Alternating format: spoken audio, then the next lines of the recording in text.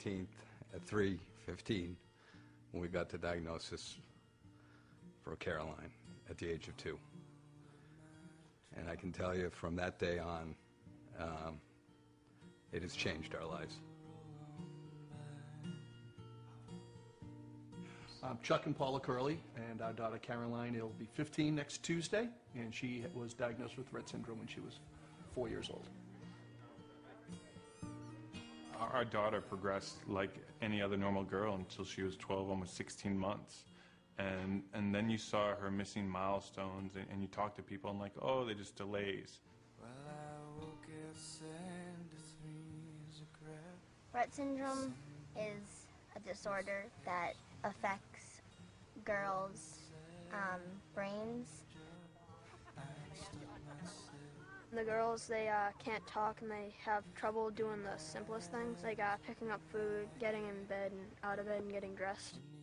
I see them as trapped. They're trapped in a body that is not working properly.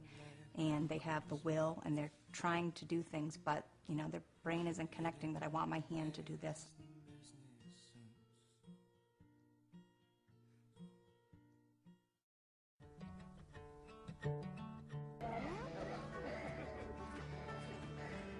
I think about a cure all the time, and yeah, me too. Any wish that I make, like if I blow out a birthday candle or something, I hope for that.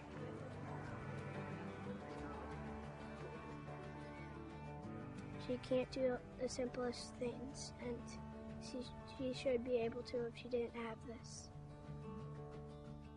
You know, when we get down about it every now and again, but we try not to get too down about, you know, Rett syndrome. It's just, you can't live your life that way.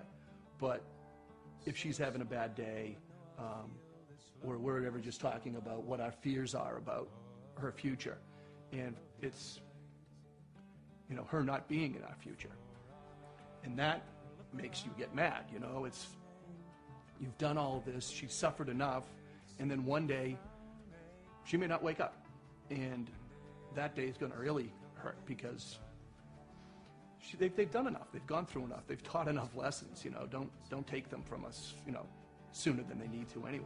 As the days keep turning into night. I don't need anything else except a girl that would be given opportunities like we all have been, and given it a chance. I would love to hear her voice if there was a cure. Once we do find a cure for Rett syndrome, I look forward to most talking with my daughter.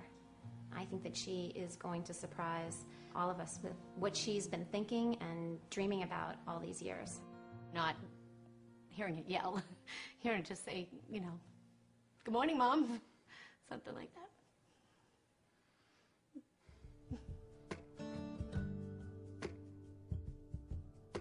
I wrote a poem named Speechless for my sister, and it's just about how her struggles with Rett syndrome.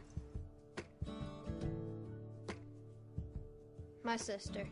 She is strong but silent. She will grow but not grow a voice. She needs help but helps others more. Is poetic but cannot make a rhyme. She hears but cannot be heard. On the inside she yells for help, but no one ever hears her. She is full of responses, but is saving them for the right time to respond. She is looking for a voice, but cannot find the right one to use. She is a fighter, but cannot give a command. This is a life without being heard. We've seen the science go from basic discovery, where they're just trying to figure out what is Rett syndrome, what's going on, to being at the verge of clinical trials. That isn't happening in a lot of disorders. 8 years ago, they were 20% in. I think they're 80% in.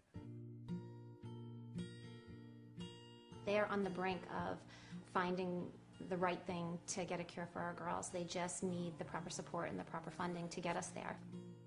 The sense of urgency now is so important. We have the researchers, we have the science that can make a difference. It's just about accelerating it.